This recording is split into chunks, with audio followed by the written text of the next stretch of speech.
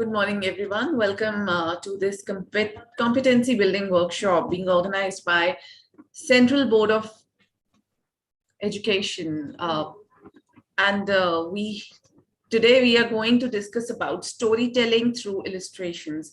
Here we'll have a workshop which is being organized by CBSC and MESC, and it's for the trainers and the school teachers and of course the people who are providing education and skilling to empower the candidates as per new education policy. And we are delighted to have today with us Ms. Dr. Neeti Sharma ji. She is Deputy Secretary, Skill Education at CBSC. Ma'am, I'd like request you to please do the opening remarks and interact with the teachers. Thank you. Thank you, Pooja. Thank you so much for this opening. And I think, first of all, welcome to our, panelists here, along with the participants who have joined us today on the second day of this series that we are having on media, multimedia, whatever you call it. And it is really a pleasure to interact with you all, because the amount of enthusiasm and response that has come our way is really, really commendable. And I think we all should clap you for all this, massive. I know it's a very busy period for all the teaching fraternity and the school fraternity at the moment after examinations. Still, we had a wonderful response yesterday, and I think it is the same for today also. I will not take much of your time. We'll just start on with a very basic that this particular session of today is round about this storytelling through illustrations and character designs. So these are the main topics that we would be covering in this particular session that we'll be having. Maybe the two sessions that are clubbed together for this particular day. And as academicians and educators, we feel that these are essential skills for every artist, illustrator, and teacher who seeks to create engaging and memorable visual narratives that capture the hearts and minds of their audience. As you know, illustrations and character designs are very powerful tools that can help to communicate complex ideas and emotions in an accessible and engaging manner.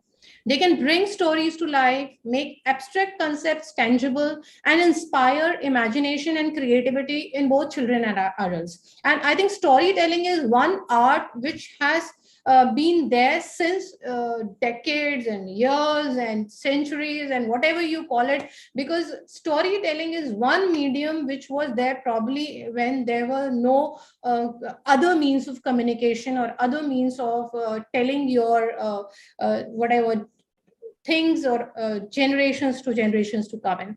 During this training session, we will explore various techniques and approaches to storytelling through illustrations and character design, as I had already mentioned.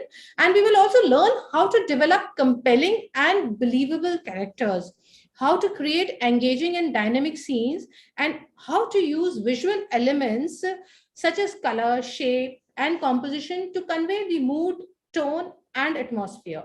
We will also discuss how these skills can benefit school teachers and students. All these things are here just to facilitate your teaching processes, your learning processes in the various mediums that you employ. And another thing which I really want to tell you is that the students who learn these skills can improve their visual literacy, enhance their critical thinking and communication skills, and develop their creativity and imagination. So they can learn how to tell stories and express their ideas in a visual language that is accessible and engaging to others. So in conclusion, I am also very excited on to really embark on this journey, to get on board on this journey of exploration and discovery with you all. I hope that this training session will provide you with the tools, with the techniques and inspiration to become better artists, illustrators, and at the end of it, better educators, because we are talking about educators and academicians when we are sitting here in these sessions today. And we'll be able to unleash the full potential of storytelling through different modes that would be discussed today. So I will not take much of your time, and I leave the floor to the people who will take us through wonderful journey ahead. Thank you so much, and I'm all there. I hope to be, looking and seeing what all happens in the day to come. Thank you so much. Thank you all of you. Thank you so much, Neeti ma'am. You have given up complete information about the session today, and I'm sure the audience, the teachers are also excited to get more insights from the industry partner today. And at MESC, we are thankful to Team CBSE and specifically Dr. Biswajit Saha ji, Mr. RP Singh ji, and of course, Neeti ma'am, you have been a big support always. Let me quickly go and introduce our speaker today. He'll be informing about storytelling through illustrations and creating appealing character designs. Siddhant Cornelis. Siddharth is a designer at Drizzling Media, a purpose-driven communication firm where his goal is to make brands more conversational. He has completed bachelor's in design from Symbiosis Institute of Design and worked for companies like Microsoft, Samsung, Display, CNBC, Xiaomi, Network 18, Viacom 18, and many more. His approach to design is very perspective driven and something that combines the conventional and the contemporary. And I'm really sure today we are looking forward to get certain skills that will improve our teaching skills also. So Siddhant, welcome you on this platform, and we are delighted to have you today. Yeah, thank you so much for introducing me, and yeah, I'm looking forward for the session as well. And as we know, like the first session that we have is about storytelling through illustrations. Storytelling is something which is a part of our day-to-day lives. It is something that is constructed every day, everywhere, wherever we are having a conversation, wherever we're explaining something to someone. So this is something very exciting and something which I would really like to show you how it can be done through illustrations. So I'll just share my screen. Can you enable screen sharing?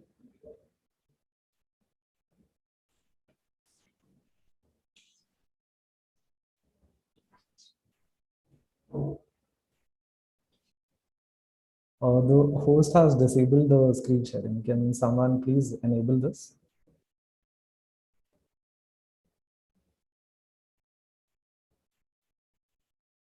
You can check. You should be able to share the screen now. Okay. Yeah. All right. I hope my screen is visible to everyone. Right. Yeah. So starting with our first session, which is storytelling through illustrations. Now, here are some of the touch points, the things that we're going to cover in this presentation. First of all, it will be an introduction that will talk about what exactly is illustration, what is the difference between a drawing and an illustration, and how does storytelling come in play when we talk about storytelling through this medium. And the second one, history of illustration in India. So this will again, we'll discuss about where illustration came from, where it originated from, because it dates back till 9000 BC, which is very, very old. And this is a medium which has since been developing. So we'll just see like what has the development been like. And then the objective. Objective is something where we'll cover the areas of what exactly the storytelling is and why are we doing the storytelling system, like what are we trying to convey. So to get that understanding, to really understand what to illustrate, to take the objective ahead. The next topic is real life applications, where we will speak about the teachings that we will learn here today about illustrations and storytelling and how they can be applied in our day-to-day lives. Then we have the step-by-step process for storytelling illustrations. And in this, I'll show you a case study of how someone is to approach a project from the scratch, from a place where you've been just given a brief and Now, how to go about it. Then our next topic would be types of illustrations. Here I'll just let you guys understand and explore the kind of illustration styles that are out there, the kind of mediums that are out there, and then the tools and resources that are required to for someone to start this. And then we will just conclude the whole presentation. So starting with our introduction, what exactly is an illustration? So let's dive into it. In short, illustration is a visualization that is made by an artist, but it is something that serves a purpose. The illustration doesn't have to be drawn. It can be a picture also. It can be something that can be of a different visual media, but coupled with, say, a storytelling aspect or a functionality that makes it an illustration. So say if you have drawn something, but it is not explaining anything to you, or it is not telling any story, then it is just a work of art. It is not an illustration. And further, I'll just talk about the difference between what is the difference between art and illustration. So first of all, the definition is also that an illustration can explain an idea without the text nearby. You can either couple it with the text to understand the context of it, like it is here, where you can see this typography that is there, which says "Don't kill my wife," and you have this character for the correlation of it, which is like a very nice, relaxed, and bubbly sort of a character. So it justifies the text that is above it, and it provides the context as well. And the second type is where you might not even need the text around it. It can just serve a purpose, and it is something that can be open-ended as well. Like for example, if I were to see this illustration, I would have a different perspective and a different story about it.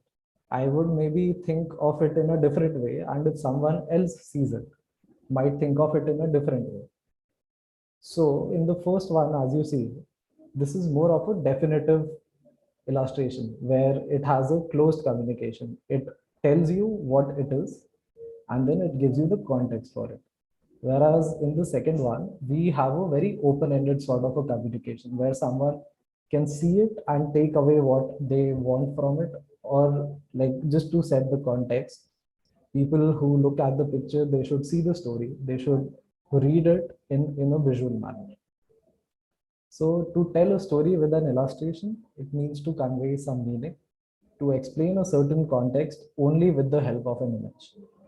Now, an interesting fact is that illustration comes from the Latin word illustrate, which also means spiritual or intellectual enlightenment, which is in direct correlation with what exactly illustration is. Illustration is something that is making our jobs easier, making our way of communication easier.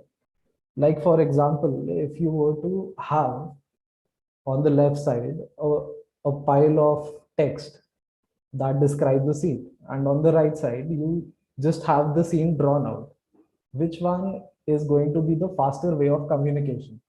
It is obviously going to be the right side, because once you see it, you can understand it without even like looking at it for 10 seconds or 15 seconds. You can just see it and you'll understand what is happening, what is going on. Whereas on the left side, you'll have to read the whole thing to understand what is going on. So coming to this, the difference between illustration and drawing. So drawing on the left side, as you can see, drawing is an art or something that is made out of objects, forms, and it, it's on a surface chiefly by the means of lines. It is something that does not have a lot of messaging. It, it's an open-ended way where you can either think about a messaging, but it can sometimes serve the purpose and can sometimes not. Whereas in an illustration, it is always serving a purpose. It is always setting up for a story or a function that is there. Illustration can be found in pictures, newspapers, books, comics, everywhere. Now, drawing, on the other hand, has a limited commercial value. Drawing is something which can be very personal as well. It can be in exhibitions, it can be in art galleries or something. Whereas illustration holds a more commercial value. from your Swiggy apps where you see those icons, you see the delivery man and everything, to any other store that you visit, say Nike or something, everywhere you will see it has a illustration. So illustration in general holds a more commercial value. It is more out there compared to drawing. Now, drawing is something that is usually done for personal purposes, whereas illustration is something which is done for professional means. And drawing can stand alone as an art, whereas illustration needs to be accompanied by text or some sort of messaging that is there to convey the whole story. And drawing, if, as I said, either you can take the message or not, it depends on the drawing. So it can be used as an illustration if it is serving the purpose, but and illustration is something that can be in different mediums. It can be a painting, it can be a drawing, it can be a photograph, it can be made from sand, it can be made from any object that you think, if it is serving the purpose, which is the bottom line, if it is telling the story, if it has a function. So now coming to our second part where we introduce storytelling. So what do we mean by storytelling through illustrations? Now, storytelling through illustration is a narrative technique that combines the visual art with the written or spoken language to tell a story. Like, for example, if you see all these three images, they are communicating something, but in a different way.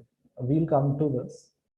So it's basically involves images that convey a sequence of events, or maybe not even a sequence, but events that if you see it from one point can be the starting point, or if you see it from the other point can be the starting point. So it depends on your perspective. And in illustration storytelling, the images are not merely decorative, but they are integral to the narrative. Illustrations can help the content to be amplified, to be enhanced, and to provide, it can help provide additional context to what is already going on.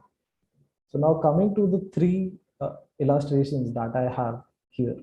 Now all three of these are done in a different way, a different manner, but all of them are serving a purpose. All of them are telling a story. For example, on the left side, this is something which was done for the New Yorker by Zach Art.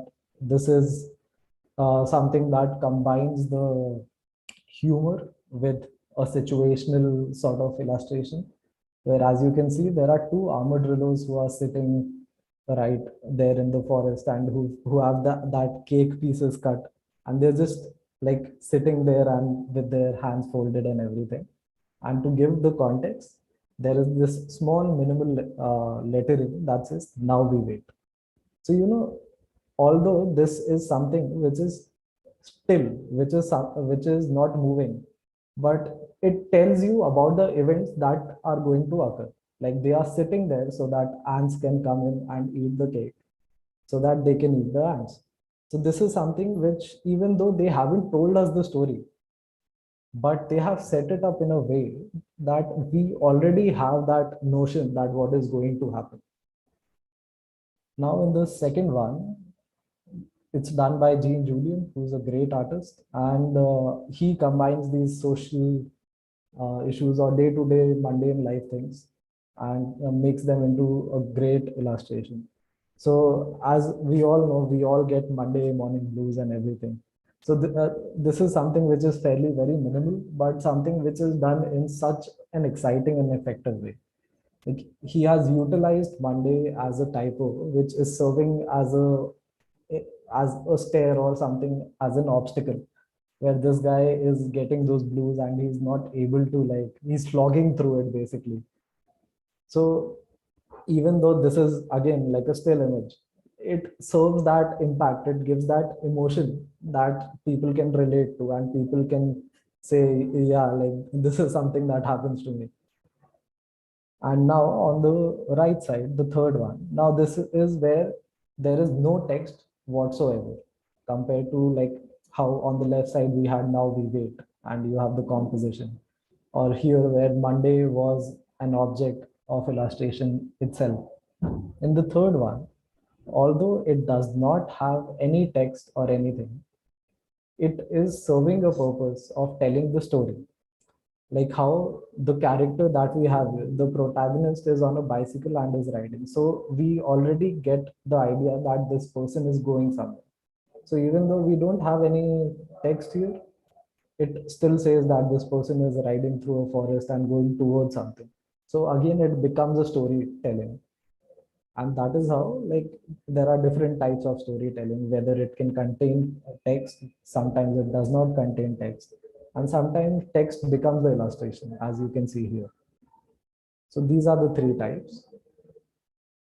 Now, moving on, these illustrations can be used to communicate emotions, like whether you have a protagonist in a comic book or something, the person can be made in character design to have that emotion reflected through the plot.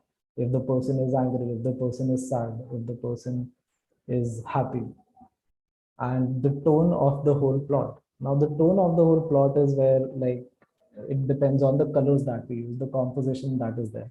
So, say if there is a scenario where there's a book, and in this, like, the person is descending into the forest, a dark forest. So to give that haunting sort of a feeling, the colors that are going to be used are probably going to be on a more darker side, more blues and grays and everything to make it more gloomy. Or say someone is meeting up someone and it is like a sunny day. So those colors will change into more warm and happy colors like orange, yellow, and stuff like that. So the tone, again, it controls the narrative, it controls the emotions that we get while we are reading it.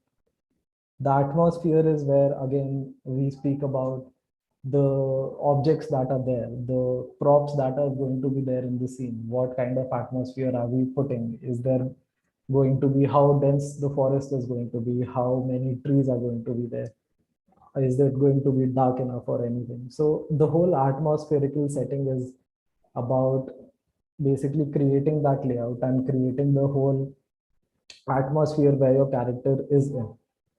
And now highlighting key moments is, again, it comes to the layout part where, say, in a series or somewhere in a book or a comic, anything good happens to your character or anything bad happens. So, like, again, the layouting will be in such a way where you will be highlighting those aspects. You will be basically making it move, giving it more emphasis, treating it in that way. And themes is something which is a combination of all of them, where, emotion, tone, atmosphere, and these key moments, all of these combine to create a theme. For example, if I'm reading a comic which is probably action, it it will become, those guidelines will become like that. Like, the character is going to be sharp, the tones are going to be way different, the atmosphere is going to be very fast paced, the key moments that we're going to be highlighting are probably going to be the action scenes or something. So the theme is accumulative of all the four options that we have here, and combining all of that is, we create a communication, and through that we tell the story. So that is the whole package that we have. Now, coming to the history of illustrations that we have in India. Now, this is something that dates back to 9000 BC.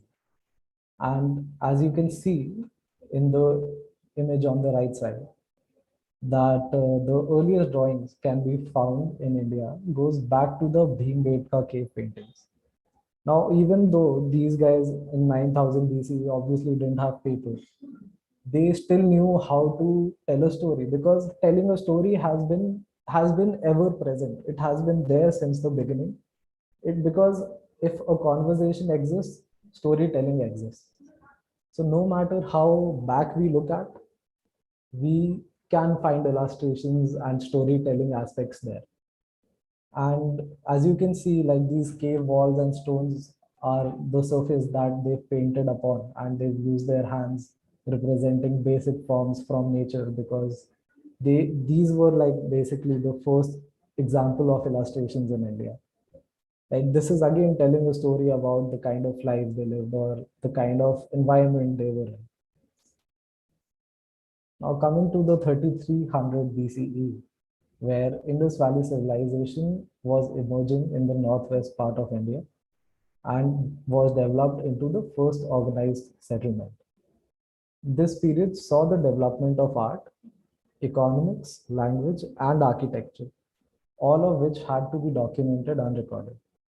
Now, as you can see on the right side, these are all Indus Valley seals, and you can see like at this point they had started carving things out. They had started making those seals, and it's become more organic. It's become more curved, and even it's become more 3D as well.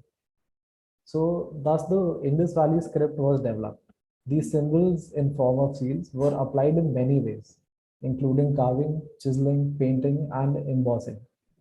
And these seals themselves were made of so many different materials, because by that time, obviously, in 9000 BC, we started with like a stone as a surface. And after that, we started exploring on different surfaces. We started exploring on soapstone, bone, shell, terracotta, sandstone, copper, silver, gold.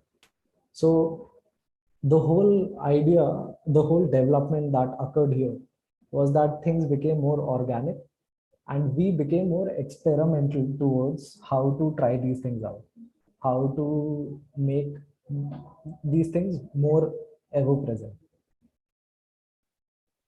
Now, by 2500 BCE, the pots and clays were a popular choice to decorate with illustrations in the Indus Valley civilization.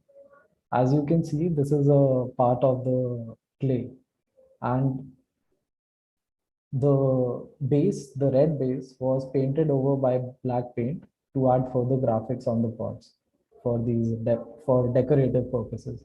Now, all these like designs that you see, all these decorations that you see, everything is very organic yet geometric in nature. This is something that creates a tessellation. A tessellation is something which is more of a pattern which is repeated a lot of times. So by the 2500 BCE, pottery was very famous, and the style of tessellation, the style of pattern, had become very famous. And these in the Indus Valley. Yeah. And by the 15th century, 15th to 6th century, in southern India, people had started experimenting with palm leaves, tada or tala or talu, where people had started writing those manuscripts and everything. They've started recording about history. Now, as you can see, colors have been introduced. Things have become more intricate. Things have become more organic as well. So as we develop further, things start getting more and more intricate and more organic also. And Rig Veda itself contains so many illustrations accompanying the texts. And all of these are like handwritten on birch bark or palm leaves. So we were getting, by this time, we were getting closer and closer to the paper aspect, as you can see. Like we started from something as thick as the stone, and we started realizing as thin as the surface is, it's easier for us, and it's for us to illustrate and for us to get more detail oriented as well. Because if the surface will be thin, then it will have less time for the person to execute it.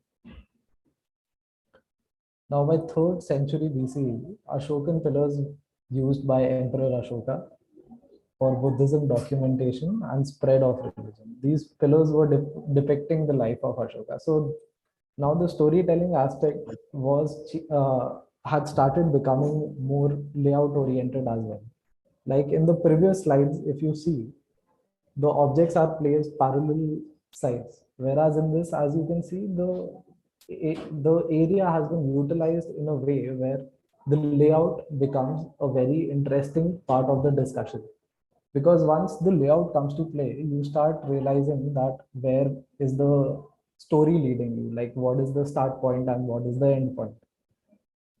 Now by 7th century, we started uh, doing, we started working on the paper. The paper was invented in China and it was introduced to India in 7th century by these Chinese prisoners from Samarkand, but was not in popular use at that point.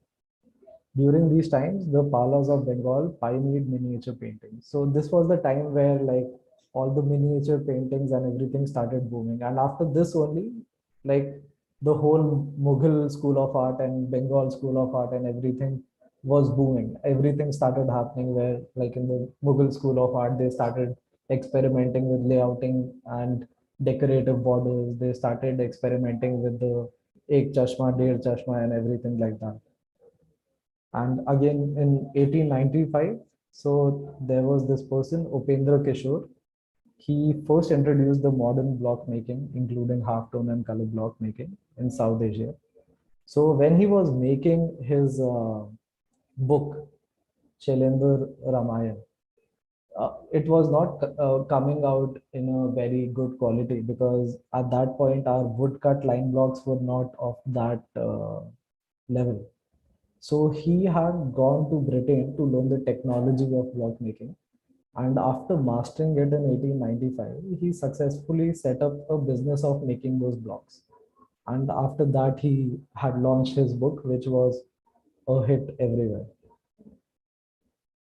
1946 is where we are introduced to the very first character oriented design that becomes the first mascot. And this mascot was for Air India, the Maharaja Emperor. It was created by Bobby Cooker, the then commercial director of Air India, and Umesh Rao, an artist with J. Walter Thompson. So since India was known for these emperors and everything, the whole idea was about someone as high and prestigious as an emperor to be humble and welcoming. And that was why they had gone with this mascot. In 1967, it was a very exciting time for illustrations and everything. We had been introduced by the Amul girl, the mascot Amul holds. And since then, we've seen countless number of billboards and ads where she has been featured. And in 1967, Amar Chitra Katha was also started. It was started by Anand Pai, who is lovingly called as Uncle Pai as well, also the creator of Tinkle in Mumbai.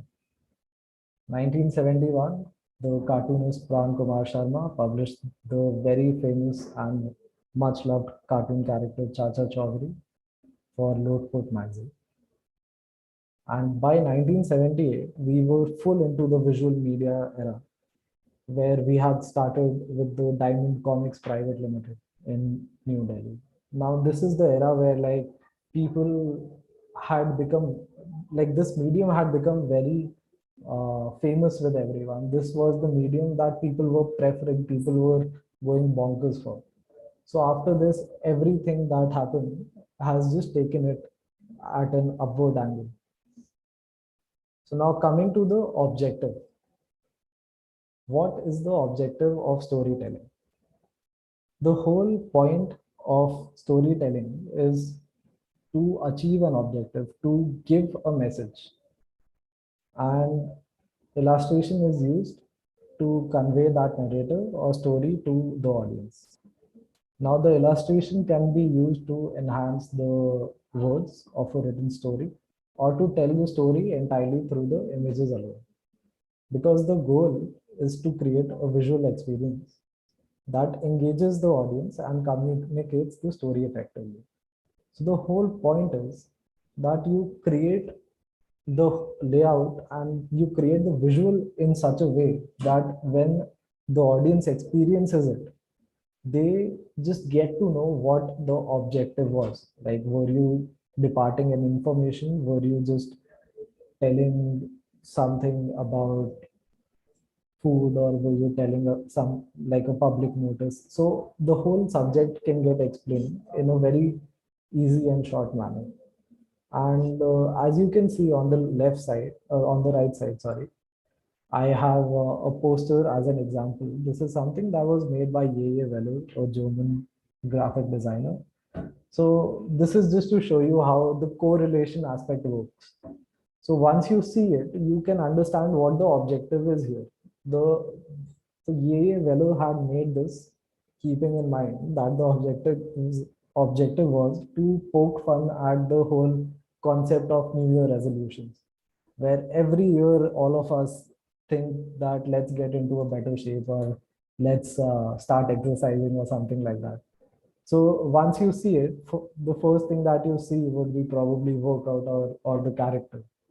So the hierarchy is done such a way where the character is like ready to go, ready to exercise, but then you see workout, just do it later, and you have those lazy eyes.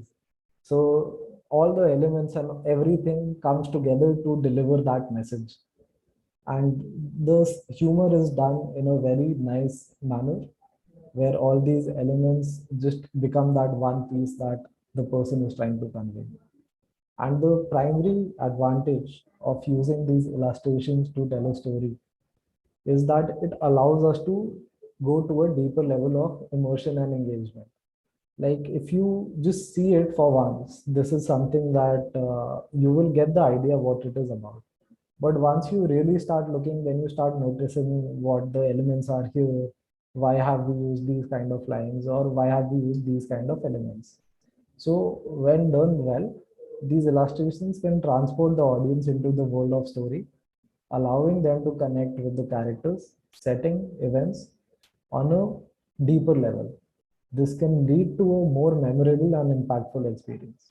So this is something where if we were to see the image or see the poster, which is something that we can relate to or something that has this visual that has a recall back to us. So it would be something that even once we look at it and once we look away or once or later in the day or something, it stays with you, like it, you still wonder about it, or you still think that this was something which was uh, communicating these people. This was something that was giving that message. Now, another objective of storytelling through these illustrations is to communicate complex ideas or themes in a simple and accessible way. Now, our stories can sometimes be very complex or can be very lengthy, or the concepts that sometimes we are trying to say, like how sometimes there are things that you can say, but it's better when when like you see it and you know exactly what it means. So the whole point is that visual images have the power to convey these meanings and the emotions. They can invoke those emotions in a more direct manner with which the words might not be able to. These illustrations can be used to simplify complex concepts by breaking them down into small or manageable parts. Now, I'm just going to explain the examples that we have here.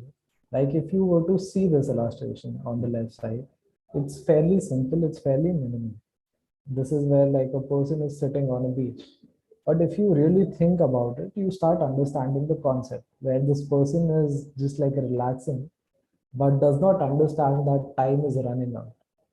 So, it is a complex concept on paper, but it's done in such a beautiful and engaging way that it makes you wonder about a lot of things and it makes you connect on a deeper level where you really start thinking about the hourglass and about the time that is running out.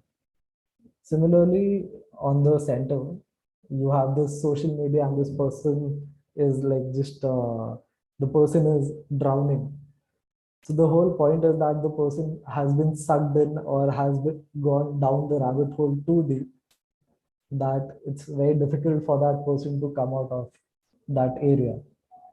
And then the third one, where you can see this is a film poster for Jumanji. Now, Jumanji, in its premise, is a board game which like players play and they get transported into this in fictional forest or something like that. And and they compete there in the game.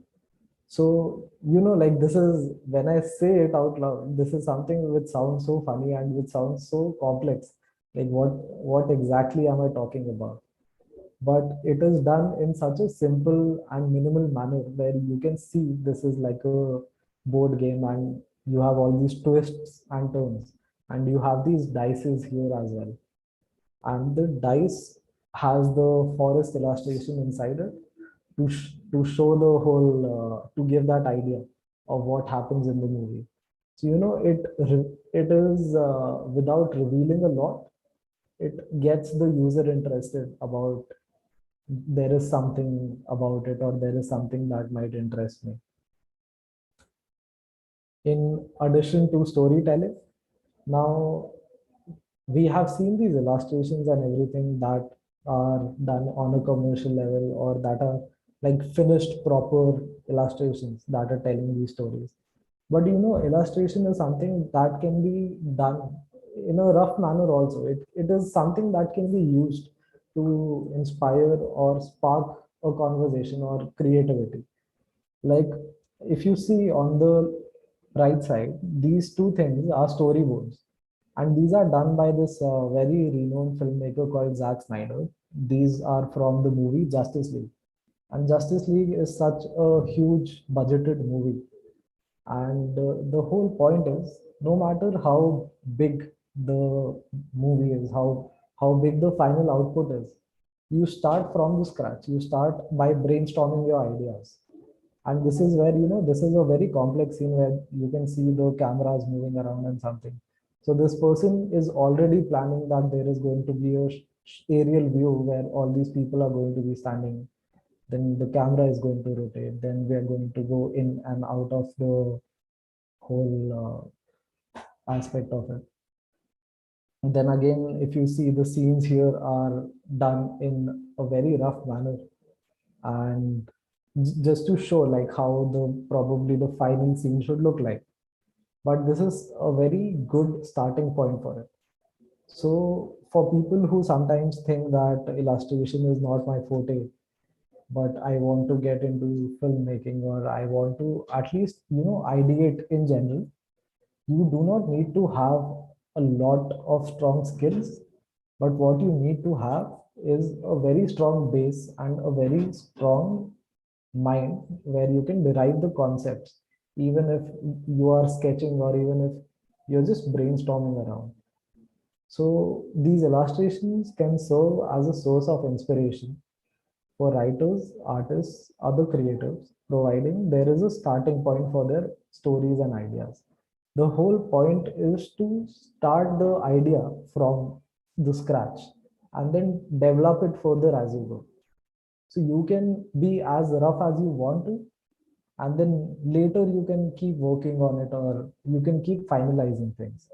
So there is no hard and fast rule about you need to be very good at it, but what you need to be is conceptually understanding about what you really want to put out there. So overall, the objective of storytelling through illustration is to create a powerful, engaging, and memorable experience for the audience. Whether it is through storyboarding, whether it is through the posters, whether it is through any other medium that we have discussed. The whole idea is to create that aura, to create that area where the person can understand what the objective of the storytelling is.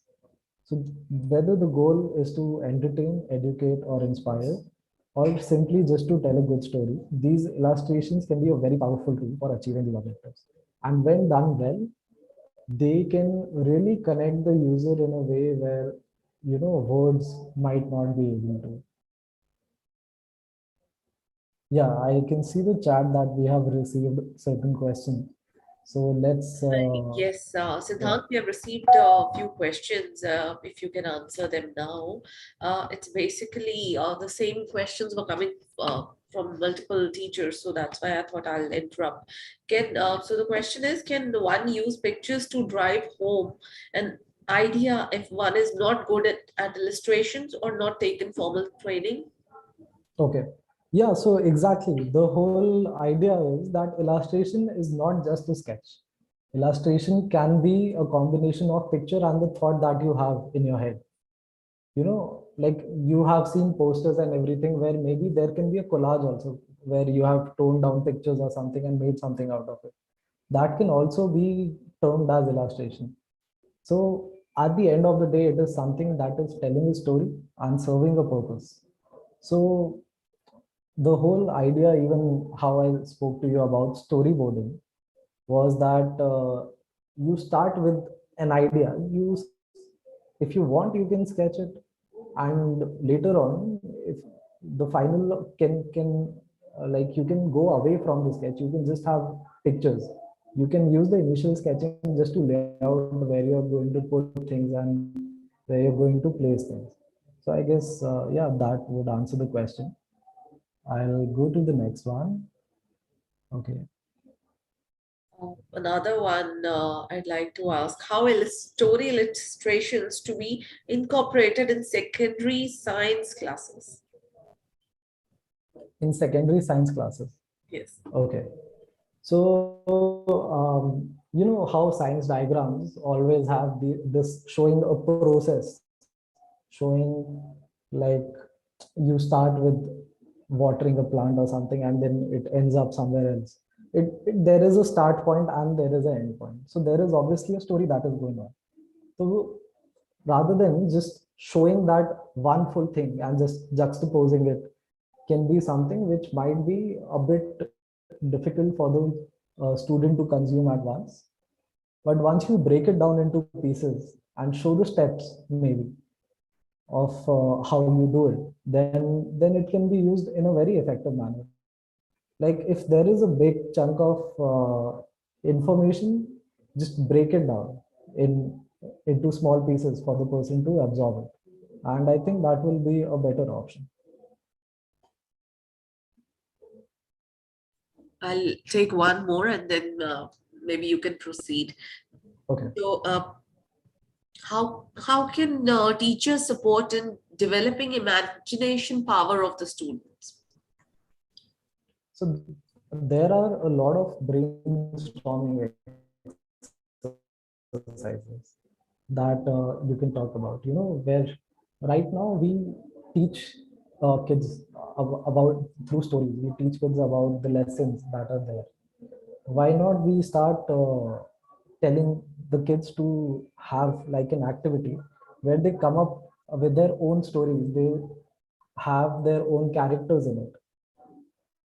So that is somewhere where the imagination can fly. And like from one word, it can become like something related to it, and then something related to it, and then it can basically become a whole composition of things.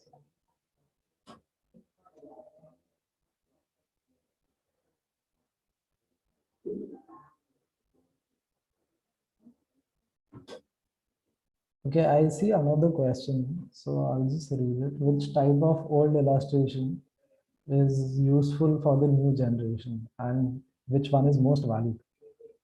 I didn't get the question. Which type of old illustration? I didn't understand this. I think what they are trying to know is the old techniques of illustrations that can be used by new generation as well. Some techniques. Okay. The starting point to everything, even as a person who's been in the industry, starting point to everything, whether for me, it is like doing a company's campaign or making a branding catalog or doing some advertising. The starting point has always been paper and pencil. So you start with that, and illustration is something which everyone has a different style. As you saw in the first few slides, where like someone is communicating through just text, someone is communicating through image and text, and someone is communicating through just images. So it doesn't depend on us, but actually depends on them, on what is right for them, because not exactly the whole generation will have a similar outcome. So everyone has like a different thing. It's just like the starting point is the same. You start with paper and pencil and you let them explore and you see where it takes them, and that is when they can decide, or you can decide what is the right way forward for that. There is this another question, which is what's the importance of storytelling in class. So this is something which I will be covering in the presentation, so I'll leave it for that. And So then, thank you. yeah, then there's how story illustration to be incorporated in second. Acha, this is done. Is there anything else?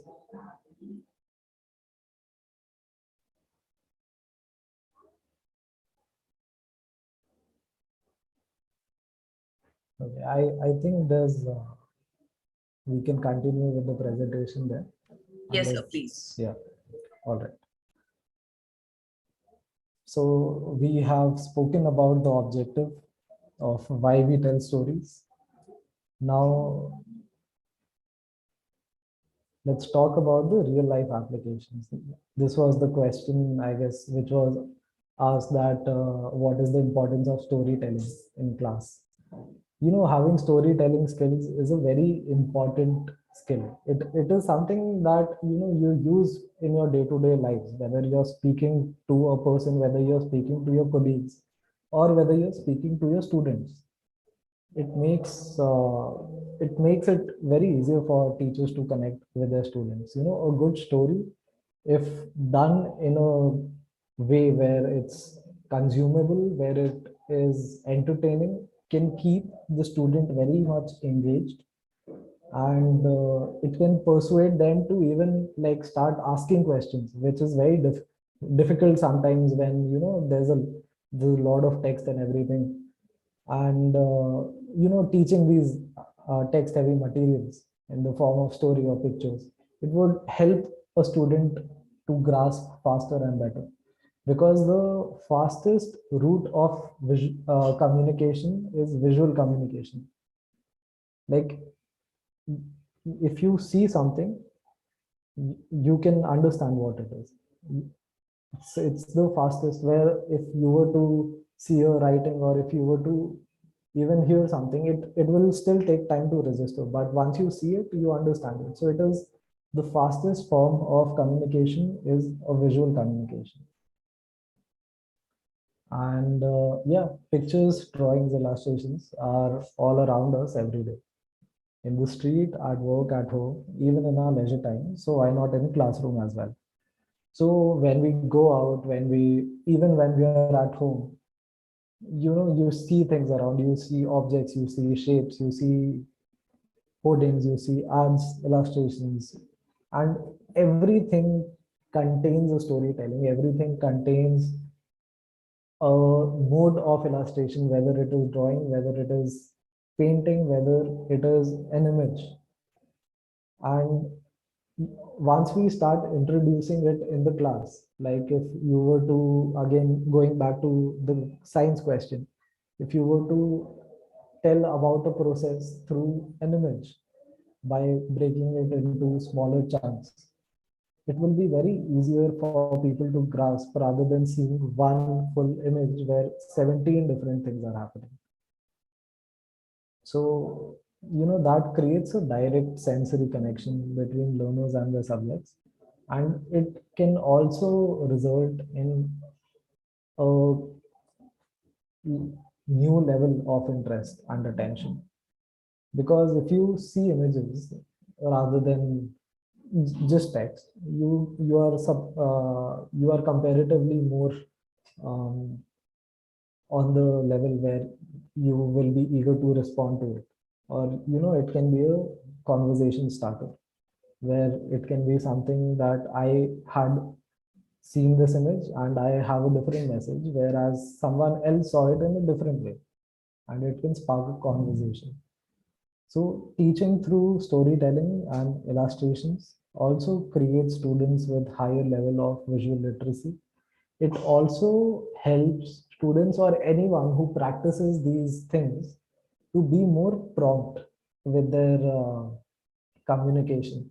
because this is something that, a lot of your senses are involved in this, and it will help you grow in a manner where you will be very quick on thinking about things, you will be very quick on your responses, and it will just help you function in a higher state. And these materials can engage students who don't always respond to written materials. And I can assure that because I was one of those people who was a bit more into the diagrams and everything rather than the written materials. So, you find that way more entertaining, more informative. So this is just to show you a step-by-step process of storytelling illustration. Uh, the whole idea is to show this case study in a manner where it starts from the scratch. You have this brief or this idea and how you go about it. So to show it in the real project, I'm going to show you this case study, which is done by this illustrator called Yaroslava Yatsuva. And the objective here was to create this series of narrative illustrations for the story Paris JTM. And the whole idea is that the story features this adventures of a dog who is in Paris. And you have to create around 10 digital illustrations for that. So you start with a pencil sketch. As I said, always the starting point is a pencil and a paper.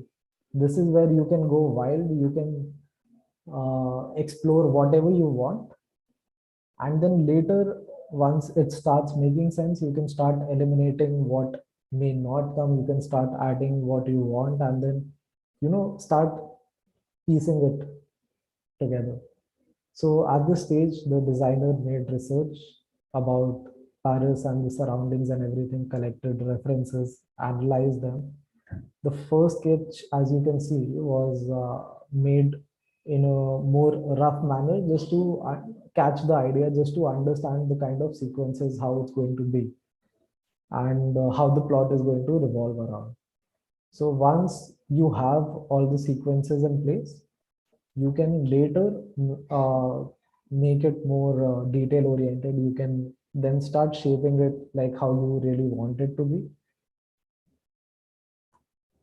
And then the second step is, once you are done with that, you start with the compositional sketch. Now this is the sketch which later, once you finalize it, maybe you can digitize the illustration, or maybe you want to paint over it. So this is where your compositional sketch will come, which will be the final sketch. And using this as your reference, you will work towards it. So having developed this draft storyboard, um, it will become the basis of the digital illustration for this case study, where she considered the composition of a shot, tried interesting perspectives and style effects. Like, not all of these shots are just plain, where you see a lot of curves happening, you see a lot of these things. So this all happens in the first stage, where you can go crazy about things. Like for the first one, if you see, the box here is in a normal alignment, but later on, once you start piecing it together, you see what all your um, restrictions are and what all you can actually do. So she redrew the sketch from the perspective of the dog's eye, because since we are showing like the dog is roaming around Paris, so she thought that might as well have the point of view of the character that you have. And so the dynamics have started becoming like that because of the angle of where the character sees it.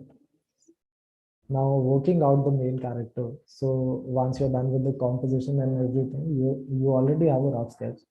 But before finalizing it, you need to start working out on the main character. You need to start engaging it in a way where it starts suiting the whole look and feel of your atmosphere, the background and everything. So once done with that, you can finalize your character. You can start seeing the movements of how it's going to be. Having made these choices on one of the variants, this person worked on the dynamics of its movements as the plot required to show that the dog runs across Paris. And this is when the color and texture come to play. So once you're done with these things, you start thinking that what kind of tone you're trying to get through the story. Is it going to be something that is very relaxed, something very light, or something that is going to very high octane? So after thinking of that and coming to the color palette, that this is something which is, although it is going to be where like a lot of movement is happening, it is something which is very informal, yet something very fast paced in the sense of manner. And that's why the colors like yellow and everything have been used as a base, which is a very still color, but to show more exciting elements, you have the blue and purple and everything. And the textures are these very rugged edges that add the originality to the illustrations. They can make it look more hand drawn also if you want. And the designer used these object marks and art brushes for the outline that added the feeling of this hand drawn book illustration. So now this was the final result, as you can see from the sketch and everything, and then coming to colors, then putting in all the textures that are there. So even though like you can see that this is something which was done digitally, because of the textures that have been applied here, it looks very hand drawn and very raw in the sense. So you can experiment around these things and to achieve the look that you want. And you know how like the dog is in this case and then he sees like a monument or something and he wants to explore. So to show the dynamic movement, you have all these, the character stretching and everything. And because its illustration is like sometimes you do it on the basis of not very real world sort of. So you have the option of going an extra mile and making it over the top if you want as well. Like in the last frame, if you see he's stretching out and then he's clicking a selfie with Mona Lisa here. So this is how like the whole steps combine to get the final result. Now the type of illustration applications that are there. You have children's illustration, graphic novels, comic book illustrations, and storyboarding. Children's illustration usually do not have a lot of text in it, because this is when like young minds are still starting to discover how to read or how to write or something. So sketches and these illustrations are a better way of communicating to them. Now, comic book illustrations, I've taken this one specifically because this is a character that has the power of super speed. So how this character has very sharp lines to depict the movement and everything. And this is something, comics can have a lot of issues as well. So to maintain the same look, you need to create a art guideline that is there, where say if the character here looks like this, moves like this, and reacts like this, it has to be duplicated in all the other issues, even if the like plot changes. And now coming to the graphic novel illustration. Now graphic novels compared to comics are different in the sense that they are an end-to-end thing, where comics can have a lot of issues. Graphic novels in itself are like a full narrative that can have a starting and an ending, and they usually do not have any issues. It's just like one standalone book.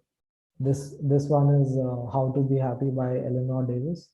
So as you can see, the subject and everything here, like these people living their lives in nature, and how the forest and everything is. So the color red is very omnipresent in all of these things, which is driving the narrative, which is taking all the characters in that light. And storyboarding, as I explained further, once you are done with the sketches are done in a way that how you want to shoot your final outcome. So as you can see on the left side, this is like an idea for an ad.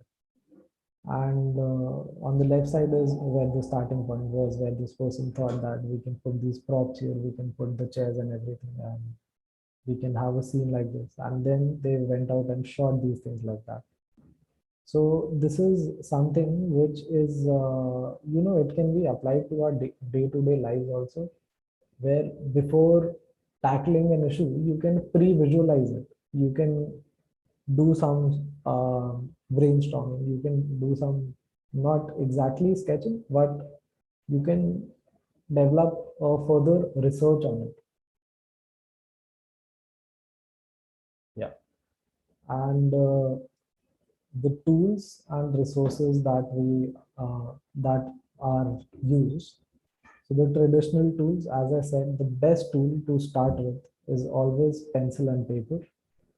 You can ideate, you can visualize, you can do whatever you want on the pencil and paper as a starting point, and then later develop things further, whether it is brainstorming about a subject, whether it is, thinking about an idea, or whether it is like you're illustrating a character. The starting point is always where you start with the scribble, you start with where how the aesthetics are going to look, and then later on you come to the coloring part where you have these paints and brushes or things like that.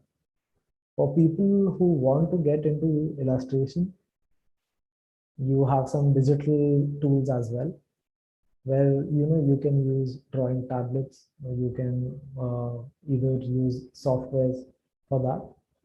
So drawing tablets, just a general information. If you need any recommendations, here are some of the good ones. You have iPad Pro 2, Wacom Cintiq, which can be used within your laptop, XP Pen, and Kuya. And since softwares, sometimes a lot of them are paid.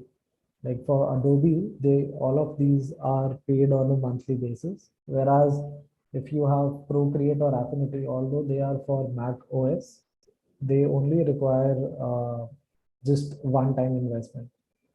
And people who are interested in understanding illustration or coming to the digital bit of it, they can have a starting point with these free softwares, which is Inkscape, Vectornator, Figma, and everything. Figma is not usually used for illustrations, but it is a good way of brainstorming as well. And Inkscape and Vectornator are more inclined towards the comic illustrations and stuff like that. Yep. So I have a small video which I'm going to show. This is about this person who is in the industry and is an illustrator. So he just talks about his approach of how he has done things and how he takes things forward through his process. Because every individual has their own process. The starting point is always a paper and pencil, but then it develops into how you operate and how you further enhance your skill. So I'm just going to play this one. Can someone confirm if this thing is audible? If the video, the video's audio is there?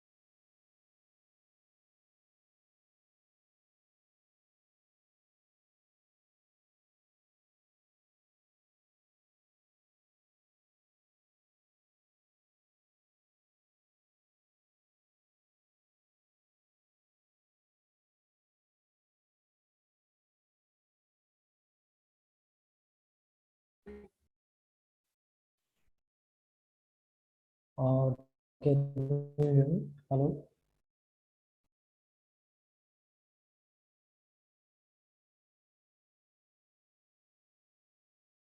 Can someone hear me?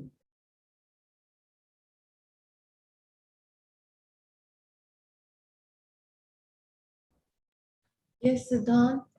Sorry, I was like facing some technical issue. Yeah, I think I dropped off, so I'm just gonna connect again.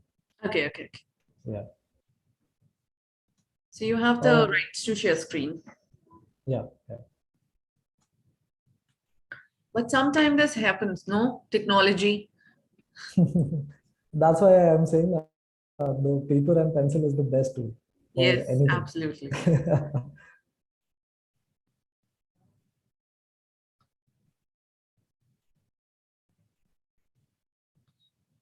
Are you able to share screen? Yeah, I'm just trying this.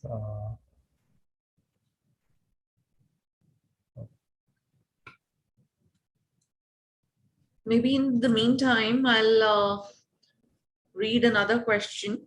How to develop skills of storytelling in students? Okay.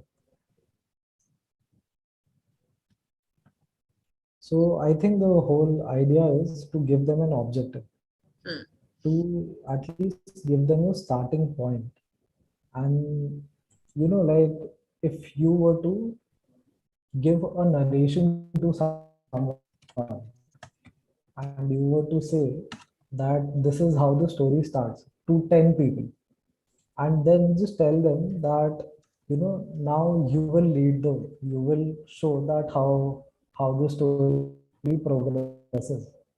So all the people, since everyone has a different perspective and everyone has a different way of operating, it will be very interesting to see where they take the story, Yeah, because the starting point is the same, but then again a lot of their personality and how they think comes to play when you let them start exploring that. Now you drive the narrative.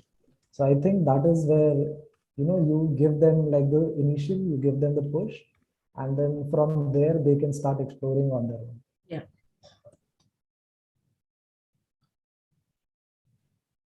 And even the learning process increases when it goes by storytelling. It stays with them for longer period, right? True, yeah. Because stories are something that, as a kid, we all of us have heard, all of us have listened to, even if it's a bedtime story or anything. So we are used to hearing stories and telling stories. And these things, when it is a great story, it obviously gets etched in our minds. And a lot of these stories have a moral. So a lot really shape you in a way where you can start becoming the person. You can start writing your own story. That is the whole point. Right. So over to you, like Yeah, for the session. Thank you. yeah. Thank you. Is my screen visible now? Yes. Okay. Yeah. Was the video audible?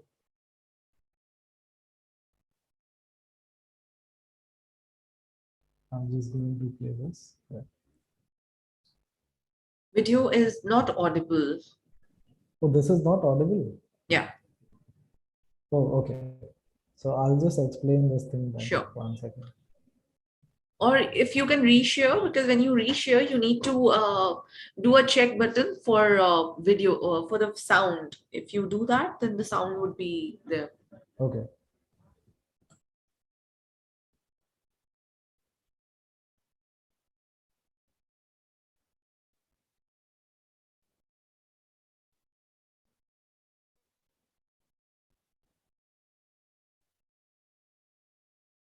Yeah, share sound. Okay. I think usually I get kind of dramatic stories to illustrate with some kind of human conflict. Sometimes it's futuristic, sometimes it's historic, but there's always like something on the verge of collapse or a verge of clash or dramatic momentum that needs to be captured visually in some way. My name is Tomer Chanukah. I'm a visual artist working mostly in illustration, comics, posters, and animation. Like in comics and animation, it's really like the time is broken down to many scenes and many frames. But the challenge in book covers and posters, especially for films, is somehow to condense and like compress the narrative. It's kind of like the same logic of a New Yorker cover, is that Okay, I'm just gonna pause here. So, you know how he says that it's different when you're illustrating for comics, and it's different when you're illustrating for, say, a movie poster or for this, the New Yorker. So, because in a comic, you have your own space, you have your own time to depict things.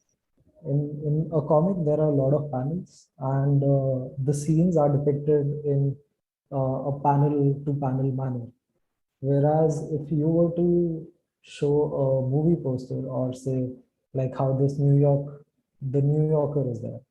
So these are where a lot of information is there, and you're trying to concise it in this one image that you're trying to show. Like how I had explained for Jumanji, there are a lot of complex concepts, a lot of stories that are there, but how do you show it in one single glance? So that is a challenge which is very fun to take on. Like storytelling can be done in so many ways. The first way is obviously where you tell a story where like you have the whole narrative, you have a starting point, you have the end point and everything. And then in something like this where you are telling a story through a still image, the more you see it, the more you understand it. Like in the next image, if you see, one second. you have sometimes a very big moment that happens in culture or in this time in politics or in American life or in modern life in general. And if you can't really write an So a lot of essay these of like, elements are present in one illustration just to show one concept that is here. And all of these, atmosphere, the tone of it, the characters who are there, the positioning, the layouting, everything comes to play to give that one story without even having a lot of different panels or having a lot of text in it. So concising it in a very 4,000 detailed manner, in a manner where it's easily, like someone is easily able to grasp it. words about how, what is this thing and what do you think about it, but maybe that kind of close to his, original So skin now color. this is where like the person talks about how important colors are and how they come to play. There's one thing of how it looks and one thing about how it feels. Like even though the colors here are muted, like it's all green and everything, the artistic choice of not showing the skin color, but rather going for all greens and everything is how this creates this one visual piece.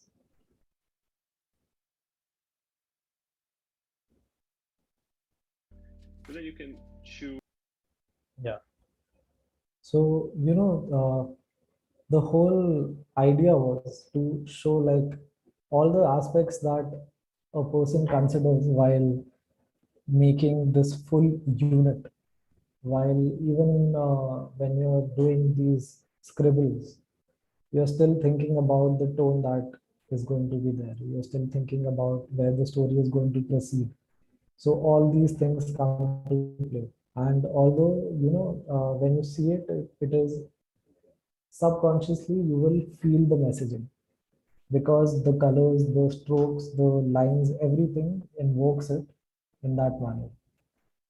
So just to conclude our presentation, I would like to reflect on these things where illustration can provide context and atmosphere as well as convey emotions and perspectives, which may be difficult to express through words alone. For example, and the images that are here, these are constructed by this artist called Helen Musly White. So this again answers one of the questions where someone asked that, what if I can just do it with the pictures? So see, like this person uses these handcrafted things and uses these paper models and everything that she crafts to make these elements, to make these layouts. So how you can see on the right side, you have the book cover for Hansel and Gretel. And, just to show more depth, it's done in layers, and you have these protagonists at the front, and then there is the house in the background. And the trees are done in a layered manner just to, show that, story that it's going deeper and deeper in the forest. Similarly, illustrations, since we have discussed this, illustrations are commercial. They can be used for brand building. They can be used for many things. And in this image, as you can see, now this person has worked on this coffee brand called Leon. So, using these paper textures and everything and showing these layouting, this person is showing the process. Also, this person is invoking the mood and showing that whipped cream and everything coming, and just to show that organic aspect really well. So the whole storytelling aspect comes to play here as well. And illustrations can also engage a wider range of audiences, including children, non-native speakers, and even those who have learning or cognitive disabilities. A pictorial depiction can open a lot of doors for maybe students who might be feeling a lot of challenges for through text. They might get more interested. They might be more responsive towards illustrations, towards pictures and the storytelling, because that is when you really grasp their attention. That is where they also start thinking that this is something that I would like, and I would really like to understand it further. Additionally, storytelling through illustration is not limited to traditional forms such as books and comics. It can be used in advertising, marketing, branding to convey a brand's message and identity, as well as in educational materials to explain complex concepts and ideas. I think like how we're doing right now. Yes, right. And And so I'll yeah, uh, take this opportunity to ask you more questions from the teachers. So okay. one good question is, are memes also illustrations? Memes have a function.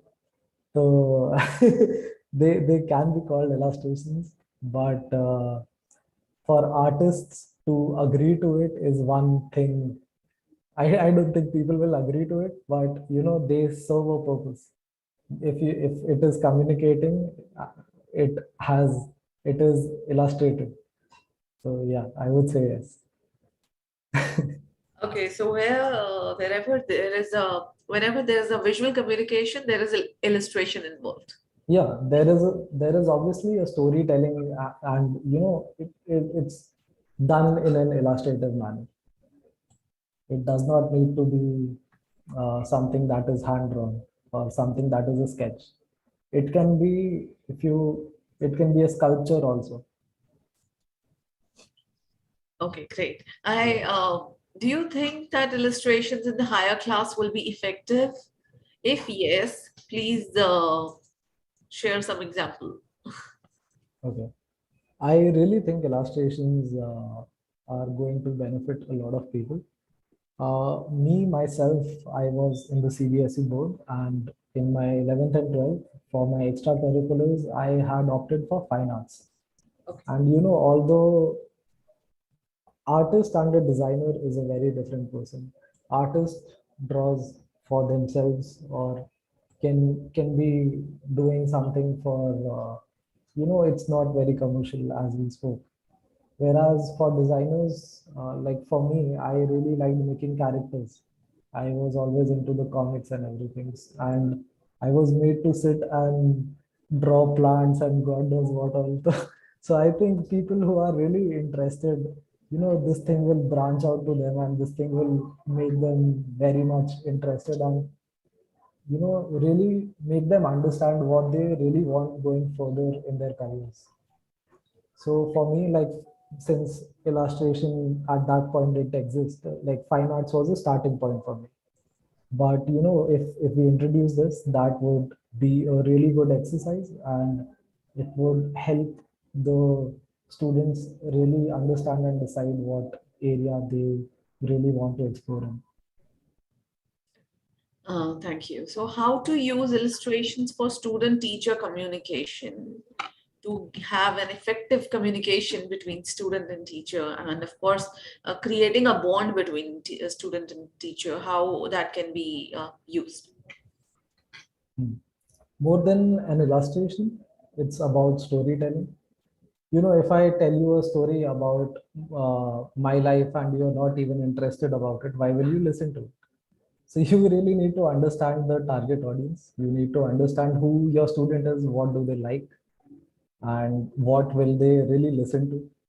So to bridge that gap, you need to be more perspective driven, basically. So you tell them the story that they want to listen to, that they cannot say no to, and that is how you build that communication. So analyzing the interest of the students and then going their way would be thing. Like making them come to like a familiar sort of grounds, but telling the story in a way where you can depart your knowledge as well.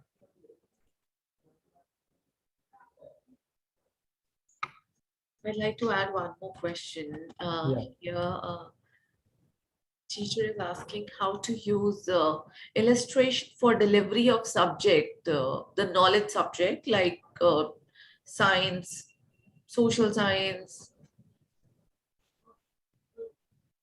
So Okay. they So remember and they are more adaptive towards the learning or experiencing that subject, how they can use it. Illustrations. okay. So for social science, I think history has a very um, big scope on the illustrations and storytelling aspect, because history is about telling the story of what has already happened.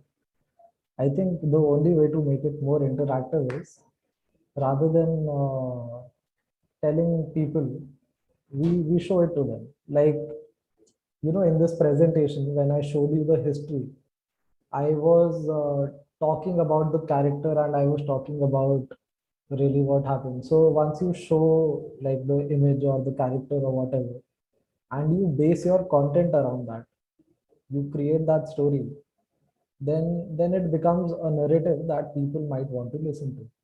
Whereas what we right now have, uh, maybe like some people might not be as interested, but if we create a narrative around images, then obviously people will be more interested for it. Right, I completely agree. Because when we see something, and of course, when it comes through the eyes and ears, it's more affecting our brain and staying there for longer. And Yeah. how can illustration be applied for foundational stages of subjects to begin with?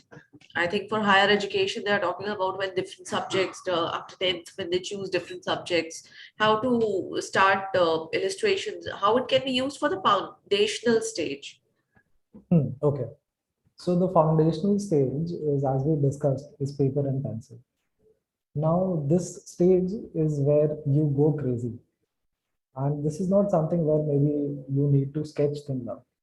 You can just brainstorm. You can brainstorm out loud. You can make it more of a visual brainstorm. And you can dwell deeper and deeper into that. And I feel that like brainstorming will help set a base. It will help you pace yourself in a manner where you know like what is to come. and it'll be easier to achieve it because you can, set your own checkpoints. Okay, I have a very, very good question. Can we Okay. include concept map and mind map in the illustration category? Yes, we can. The whole idea of scribbling is like scribbling is basically a visual representation of mind map. We still mind map, and like anything I also do, I start with the mind map. It's just like the kind of approaches you take. My approach can be more visual, whereas your approach you can include words in it, but it can based out with like a storytelling aspect where everything connects with everything. Okay, very two genuine questions. I'll go with, how does one's observation play a role in illustrations? Observation plays a huge role because stories are made out of observation. We see things, and that's how we talk about things, and that's how we illustrate things. Like if you saw those illustrations where there is a person sitting on a beach, and the person is in an hourglass in one of the earlier slides. Now for someone who might have noticed a person on the beach, for them they are just sitting there, they're just sitting there and having fun. But for someone who was a keen observer, that was thought of this concept where it's not just a person sitting, but like time is running, and this is happening and that is happening. So you observe things, and that's how you come up with concepts to combine these things, and that is how you get the idea. So anything that you do starts with an observation. Like if you want to talk about anything, there has to be something to talk about, and that something comes from your observation. And that can further be taken as a group discussion or a debate kind of thing based on the observations and Yeah, thought exactly. process. It can be through a focus group. It can be someone who is individually trying to get a message across. It can be done in many ways, in as many ways as we can think of. Wonderful. So a similar question is there, and I think it's very important. Giving an illustration to candidates and taking their observation on it, like an individual wise or as a group wise, do you think that will enhance students' capability of creating stories or coming up with new ideas? Yeah, obviously. You know, how we used to have character sketches and everything, where you tell about this person and you tell about the details. So there was this very fun activity that I had conducted, and it was the results were very, very good.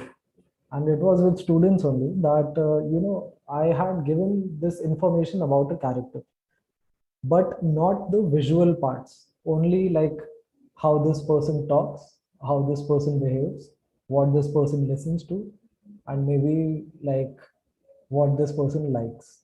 So no physical features. And you give this to 20 different students and tell them to draw a character based off on these things. So, because there is no physical feature that we are talking about, everyone who will listen to it will think of it in a different way. And that is when you start understanding that how this person thinks. So everyone, like you, although you have given the same assignment of the same character, you will have 20 different results. Or vice versa, if you give the image of a character and you ask them to describe him. Yeah. Yeah.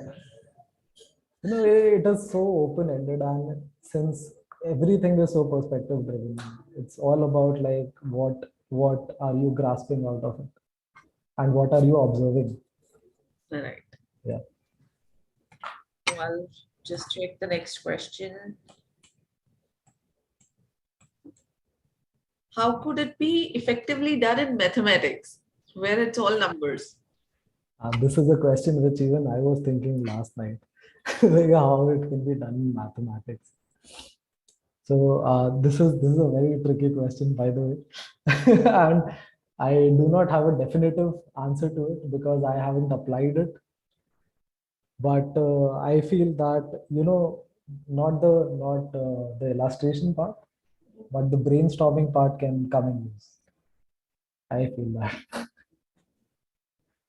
Right, the brainstorming. And if, as a layman, if I talk about this, then I feel if I'm showing the numbers, that's itself becomes very, very imaginative, because 1 plus 1, some people say 2 because they are adding it. When you multiply, just that one symbol is making a difference. So if you remove that Yeah. symbol and ask them to imagine three numbers together, they again, the numbers and the response would be different. True, true. That is a good way of seeing like how people understand these concepts. Right. And uh, what skills are required for the teachers to be more expressive and using, so they are more able to use illustration and storytelling techniques? What skills that teachers needs to enhance in themselves? Okay. So first thing is obviously you also at a starting point need to brainstorm. You need to understand the objective of your like what communication you are trying to get through to your students. And keeping that objective in mind, you will need to like purpose your storytelling around it. And through that storytelling, you can derive some images, some illustrations. So, But I think the most important part is to, once you know what the objective is, you just need to observe like how people react to it. And that's how you need to mold your narrative. right. Uh, Completely agree. And when teachers like this is a very valid question, I think sir has asked. When you are showing illustrations and you see few people are very interested, few students are very, very interested in participating, but there are few students who are least interested. Sometimes there's a group, and when there's a group, there's a different psychology for everyone. How to engage the students that are actually not interested? Hmm. Yeah. So, the matter of the discussion cannot always be everyone's cup of tea, but the way you approach it can be very different. The way you approach it matters because, you know, even if there is a subject which a student might find not so interesting, if you approach it in a way where it becomes a group activity, where like people who want to stay away actively are like they have to be in a group, they have to participate, then when it becomes a group, everyone relies on everyone, and then your narrative can be in a way where it has to involve everyone and it has to be like an equal distribution of responsibilities. Okay, so I have got another good question. Do you think competitions plays an important role in enhancing the storytelling techniques of students? For example, they've given example, if there is a monthly competition where you are giving it this opportunity to different students to ask, perform and explain something via illustrations. Do you think these kind of competitions should be regular in schools, and they can play important role in enhancing the cognitive skills of students? Yeah, I think this is a very good question, and I really think that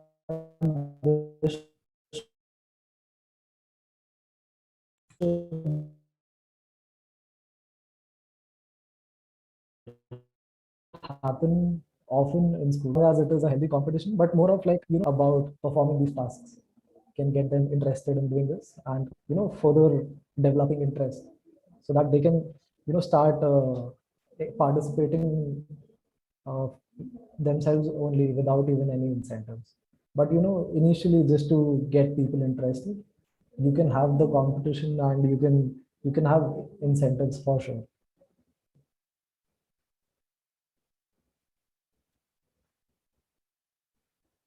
I think you're on mute. Yeah. Sorry. So I'll just take two more questions Okay. as we are getting repetitive questions here. What role does school and teachers play in enhancing the students' ability to perform better in life in terms of expressing themselves or sharing their vision to the business or somewhere in future? What role does school and teachers play? See, I think school is the most important part. It is the backbone. It is your foundation. And sometimes you come across people who might be shy, who might not, who might have really good ideas but are not up for sharing. But so in schools, when we do these participations, we get people interested in everything.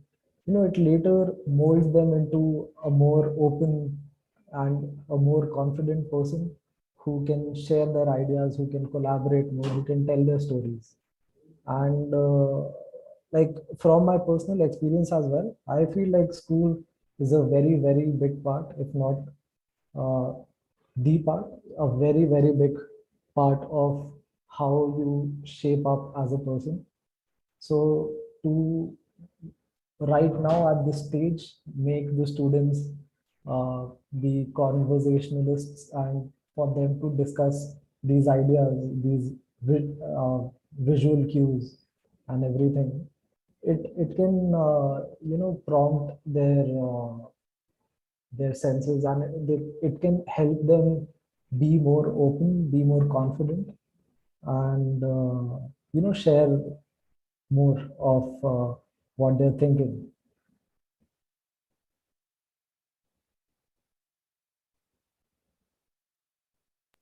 Okay, so how can how one can tell a story through illustration who is having lack of creativity and understanding of colors? Okay. So the first thing, lack of creativity isn't a thing. It's all about it's all about your creation. It is all about your narrative. If you see a movie like Titanic, which people are like wowed with, or people keep saying it's the greatest movie or whatever, and if someone enjoyed like a comedy movie, that that doesn't make it like a more or less situation, because everyone has their own target audience. Maybe a person like me would not go for a movie like Titanic, but go for like a comedy movie. And this is the same thing where it's all about your narrative, and it is about your creativity. So it's not about you have less creativity or anything. It's all about the subject that you choose. And if the subject that you choose is true to yourself, then you can obviously play to your strengths. Once you identify what your strengths are, once you identify your objective, once you identify that what you're trying to put across, then you wouldn't lack creativity, because you are playing to your strengths. You know what you're doing.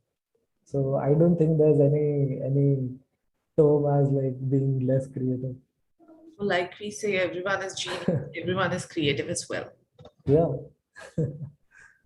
Okay, last question for this session, then maybe we'll break for lunch.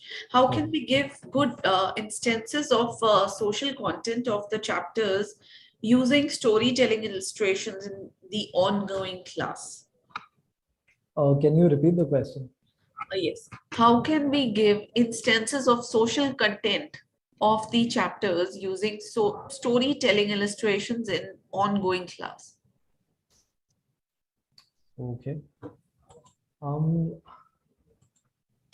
This is again, I think this is all about engaging students and getting them involved, because a story is as good as its listeners.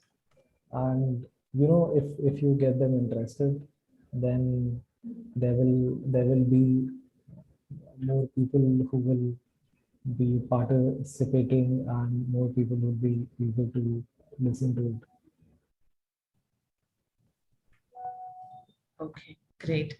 So it's 10 minutes to lunch break, and I'm still getting a lot of questions here for you because illustrations is such a creative Hmm. part of Yeah, your life it where is. It is a vast topic, and it is something that is everywhere. yes. Yeah. So using how to enhance the students' ability to grasp the day-to-day information that is general knowledge or day-to-day information of that's coming in the news. So that stays with them forever. Hmm. So this is just as we explained.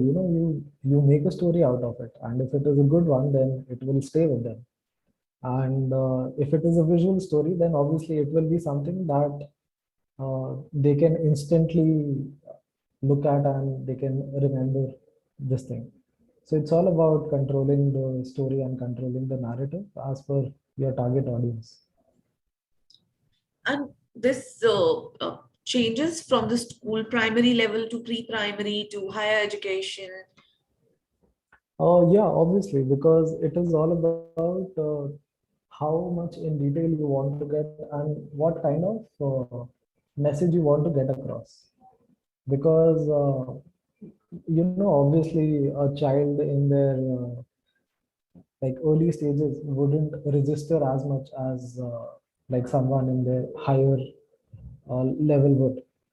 So it's all about understanding your audience and trying to break down the content in a way that is understandable to them. So their age group matters. Yeah. Okay. Okay, messages are popping up. Okay, another question for you. Illustrations as an art and illustrations on the paper. So what are the technical softwares or machines or applications that should be used for 11th or 12th standard that enhances the creativity and enhances the illustration skills of students? Mhm. So I think you can just start with the paper pencil part. You don't need to have any digital area or anything, because the first step is to show them how to think before start on executing. When they start understanding how to think, and when they start understanding how do they want to take their story forward, that is when we start introducing them to other things like shapes, colors, where then we start telling them that this color denotes this mood, this thing denotes this thing, and just going level by level. And then I think at this point, if someone wants to, they can do digital tools. I would say that it's better to try some free softwares that I have listed here. And but I think the more important part is to make them think in a certain way. And for that, I don't think we need any digital tools. We just need them to uh, just give them like a push, and just guide them in a way where they can understand their own storytelling aspect. So what you mean to say is tools are just the softwares are just a tool. The Mhm. thought process makes a difference. Yeah, so the softwares are just a means of execution. It's all about how your concept is getting across. As I said, you do not need to be a very skilled illustrator to make it big in the industry as well. If your illustration is concept driven, it can make a much bigger impact than something that is like much more aesthetic or skilled maybe, but holds no concept or no value whatsoever. Sure. Sure. So thank you so much. There were a lot of questions, and I was just mapping the questions in a way that, the entire thing can be covered in one question. So here is the time for break now. We can all break for lunch for another 60 minutes. And after that 60 minutes, as we have spoken about illustrations today, we'll be talking about creating appealing character designs. Characters plays an important role, and there are few superheroes. Those are all characters that stay with us forever, and they become, a part of our story when we want to talk about something. And creating a character is I think it's a very, very interesting art that I'm sure Siddhant is going to cover in the next session starting 2 o'clock. And of course, at 4 o'clock, we'll be opening the feedback form for you all, where we'll be happy to have your feedback. So, Siddhant, with your permission, we all can break for lunch and we all can meet back at 2 o'clock. Yeah, I'm so sorry for interrupting. I just have one more slide Yes, that please, please, please. includes everything. Yeah, just a one-liner, and then we Yes, can break please. for lunch. Yeah. Yeah, just the overall view, like storytelling through illustration has the power to inspire, educate, and entertain, making it a valuable tool for communication in many different contexts. So this is something I think that very well tells about what I've been trying to explain in the whole presentation. And yeah, I think now we can break for lunch. And it was the gist of everything, which, Yeah. in one statement, you have covered it all. Yeah. Thank you so much. So let's all break for lunch and we'll be back at 2 o'clock. And hope you are also excited for the second session. So see you all at 2. All right. If we have permission of RP Singh sir, please, if sir, you can be there for us for your words, please. It's an honor to listen to you. It was a very interesting session, Pooja. We look forward to the second session also, and the illustration part has always been very close to my heart also. So I was there in the whole session. Although the voice, because he's very soft spoken. So Siddhant, next time kindly just up the tone a little bit. Yeah, I'll do that. Very nice session. Thank you so much. Yes, thank you. Thank you so much, sir. So good to have you always as our support. Always welcome. Always welcome. Thank you, sir. So we'll see you all at 2 o'clock, and let's break for lunch now. Thank you, sir. Thank you.